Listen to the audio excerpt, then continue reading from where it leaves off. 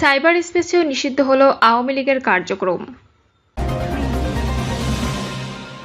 GM কাদেরের ব্যাপারে সরকারের সিদ্ধান্ত কি?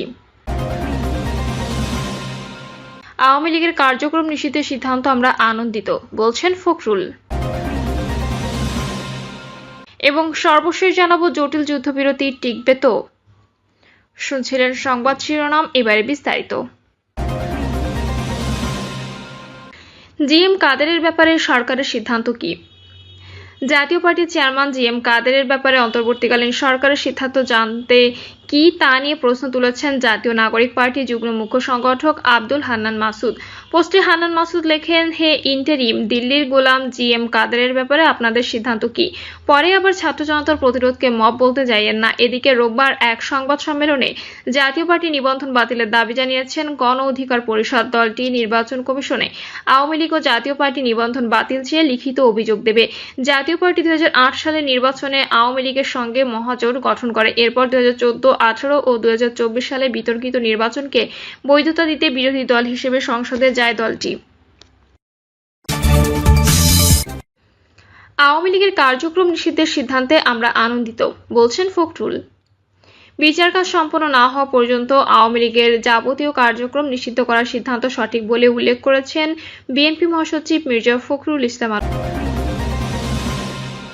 সাইবার স্পেসেও নিষিদ্ধ হলো আওয়ামী লীগের কার্যক্রম। ছাত্র জনতার তীব্র আন্দোলনের মুখে গত বছরের 5ই আগস্ট শেখ হাসিনা ও তার দল আওয়ামী লীগ ক্ষমতাচ্যুত হলেও দলটি এতদিন তার রাজনৈতিক কার্যক্রম চালিয়ে আসছিল সাইবার স্পেস ব্যবহারের মাধ্যমে। এবার সেটিও বন্ধ করে দিল অন্তর্বর্তী সরকার। সাইবার স্পেসেও নিষিদ্ধ করেছে আওয়ামী লীগের সকল কার্যক্রম। উপদেষ্টা আসিফ তার ফেসবুকে লেখেন, উপদেষ্টা পরিষদের বৈঠকে আন্তর্জাতিক অপরাধ ট্রাইব্যুনালে বাংলাদেশ আওয়ামী লীগ ও তার নেতাদের বিচার কার্য সম্পন্ন না হওয়া পর্যন্ত দেশের নিরাপত্তা, সার্বভৌমত্ব রক্ষা, জুলাই আন্দোলনের নেতাকর্মীদের নিরাপত্তা এবং আন্তর্জাতিক অপরাধ ট্রাইব্যুনালের বাদী ও সাক্ষীদের সুরক্ষার জন্য সন্ত্রাসবিরোধী আন্দোলনের অধীনে সাইবার স্পেস সহ আওয়ামী লীগ এর যাবতীয় কার্যক্রম নিষিদ্ধ করার সিদ্ধান্ত গ্রহণ করা হয়েছে।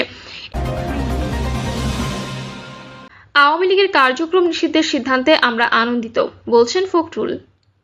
বিচার কাজ সম্পন্ন না হওয়া পর্যন্ত আওয়ামী লীগের যাবতীয় কার্যক্রম নিষিদ্ধ করার সিদ্ধান্ত সঠিক বলে উল্লেখ করেছেন বিএনপি মহাসচিব মির্জা ফখরুল ইসলাম আলমগীর। তিনি বলেছেন, বিলম্বে হলেও অন্তর্বর্তী সরকার ফ্যাসিবাদী সরকারের সাথে যুক্ত ব্যক্তিদের মানবতাবিরোধী অপরাধের বিচার দ্রুত করার এবং বিচার কার্য নির্বিঘ্ন করার স্বার্থে ফ্যাসিবাদী দল আওয়ামী লীগ ও তার সাথে যুক্ত সকল সংগঠনের কার্যক্রম বন্ধ রাখার সিদ্ধান্ত নিয়েছে। প্রাসঙ্গিক আইন সংশোধন করে বিচারিক প্রক্রিয়ায় গুম, খুন, নিপীড়ন ও জনগণের বিরুদ্ধে দীর্ঘদিন অপশাসন চালনাকারী ফ্যাসিবাদী দলের বিচার করার সিদ্ধান্তকে আমরা সঠিক বলে মনে করি। এতে আমরা আনন্দিত, বলেন মির্জা ফখরুল। বিবৃতিতে মির্জা ফখরুল বলেন, চলতি বছরের 10 ফেব্রুয়ারি প্রধান উপদেষ্টার সাথে সাক্ষাৎকালে তার হাতে দেওয়া পত্রে গণহত্যা ও মানবতাবিরোধী অপরাধের দায়ে আওয়ামী লীগকে রাজনৈতিক দল হিসেবে বিচারিক প্রক্রিয়ায় নিয়ে আসার দাবি জানিয়েছিলাম।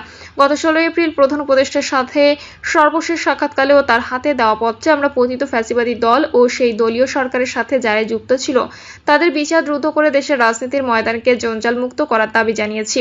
বিএনপির মহাসচিব আরও বলেন, আলোচনায় আমরা স্পষ্ট করে বলেছিলাম যে আইনি প্রক্রিয়াতে ফ্যাসিবাদ দল আওয়ামী লীগকে নিষিদ্ধ করা সম্ভব ও উচিত। বিভিন্ন সভা সমাবেশে ও আলোচনায় আমরা আমাদের এসব দাবি বারবার উত্থাপন করেছি। উল্লেখযোগ্য যে আমরা প্রশাসনিক আদেশে রাজনৈতিক দল নিষিদ্ধের বিরুদ্ধে বলেও বিগত ফ্যাসিবাদী সরকার পতনের আগ মুহূর্তে বাংলাদেশ জামায়াতে ইসলামী নিষিদ্ধ ঘোষণার সরকারি সিদ্ধান্তের প্রতিবাদ জানিয়েছিল বিএনপি। আমরা আনন্দিত যে বিলম্বে হলেও গতরাতে অন্তর্বর্তীকালীন সরকার ফ্যাসিবাদী সরকারের সাথে যুক্ত ব্যক্তিদের মানবতাবিরোধী অপরাধের বিচার দ্রুত করার এবং বিচার কার্য নির্বিঘ্ন করার স্বার্থে ফ্যাসিবাদী দল আওয়ামী লীগ ও তার সাথে যুক্ত সকল সংগঠনের কার্যক্রম বন্ধ রাখার সিদ্ধান্ত নিয়েছে। প্রাসঙ্গিক আইন সংশোধন করে বিচারিক প্রক্রিয়ায় গুম, খুন, নিপীড়ন ও জনগণের বিরুদ্ধে দীর্ঘদিন অপশাসন চালনাকারী ফ্যাসিবাদী দলের বিচার করার সিদ্ধান্তকে আমরা সঠিক বলে মনে করি। তবে আমাদের দাবি মেনে আগেই এই সিদ্ধান্ত নেওয়া হলে চাপের মুখে ব্যবস্থা নেওয়ার মতো বিব্রতকর এ অনভিপ্রেত অবস্থায় সরকারকে পড়তে হতো না। ভবিষ্যৎ কার্যক্রম পরিচালনায় অন্তর্বর্তীকালীন সরকার বিষয়টি সতর্কতার সাথে মনে রাখবেন বলে আশা করি। দীর্ঘ 16 বছর ধরে ভোটাধিকার বঞ্চিত জনগণ তাদের ভোটাধিকার তথা গণতন্ত্র পুনঃপ্রতিষ্ঠার লক্ষ্যে ফ্যাসিবাদের পতনের জন্য গুম, খুন, জেল জুলুম সহ্য করেও অব্যাহত লড়াই করেছে।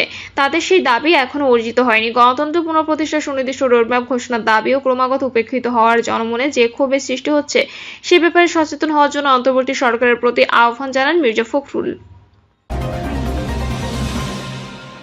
জটিল যুদ্ধবিরতি টিকবে তো? গত কয়েকদিন ধরে ঘুমাননি মুকিত সাহা। মোবাইল ফোনে একের পর এক খবর পড়ে যাচ্ছিলেন।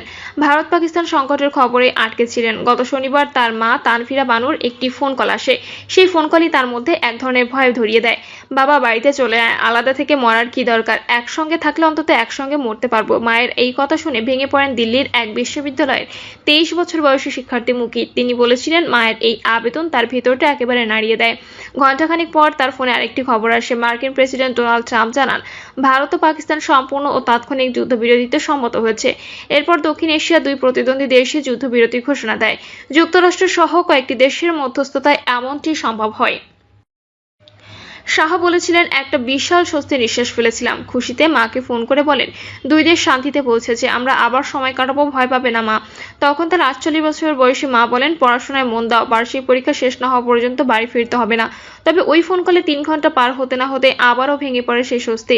ভারত নিয়ন্ত্রিত কাশ্মীরে শ্রীনগরে ড্রোন হামলার কারণে আবার বিদ্যুৎ বিচ্ছিন্ন হয়ে যায়। একই ধরনের হামলা, গুলিছোড়ার খবর পাওয়া যায় জম্মু, অনন্তনাগ সহ রাজস্থান ও গুজরাট সীমান্তের বিভিন্ন জেলা থেকেও। পাকিস্তানের দিকেও নিয়ন্ত্রণ রেখা বরাবর বেশ কয়েকটি গ্রাম থেকে ভারতীয় বাহিনীর বিরুদ্ধে যুদ্ধবিরতি লঙ্ঘনের অভিযোগ আসে। কাশ্মীরকে বিভক্ত করা এই অনানুষ্ঠানিক সীমান্তের দুই পাশে উত্তেজনা ক্রমে বাড়তে থাকে। যদিও পাকিস্তান ও ভারত পরস্পরের অভিযোগ অস্বীকার করে এবং যুদ্ধবিরতিতে অটল থাকার অঙ্গীকার পুনর্ব্যক্ত করে, তবুও প্রশ্ন উঠতে থাকে পরমাণু শক্তিধর দুই দেশের মধ্যে এই নাজুক চুক্তি আদৌ টিকে থাকবে কিনা। এরই মধ্যে কান্নায় ভেঙে পড়া বানু আবারও ছেলেকে ফোন করেন। মাঝে মধ্যে থেমে থেমে কথা বলছিলেন মা। সেই ফাঁকে ফোনের ওপাশে বিস্ফোরণের শব্দ পাচ্ছিলাম। মা তখন কান্নায় ভেঙে পড়েছিলেন। যুদ্ধবিমানের গর্জনও খুব জোরে শোনা যাচ্ছিল। শনিবার রাতে নয়াদিল্লির এক পাড়ায় কাশ্মীরি বন্ধুদের সঙ্গে গা ঘেঁষে বসে থাকা মুকিত আল জাজিরাকে এসব কথা জানিয়েছিলেন। নয়াদিল্লি থেকে তার বাড়ির দূরত্ব প্রায় 800 কিলোমিটার। ভারত নিয়ন্ত্রিত কাশ্মীরের পর্যটন শহর পহেলগামে গত মাসে বন্দুকধারীদের হাতে 26 জন বেসামরিক নাগরিক নিহত হন। এর ঠিক 18 দিন পর সীমান্তের দুই পাশে প্রায় 160 কোটিরও বেশি মানুষ আবারও কাশ্মীর নিয়ে এক নতুন যুদ্ধের আশঙ্কায় আতঙ্কিত হয়ে পড়েন।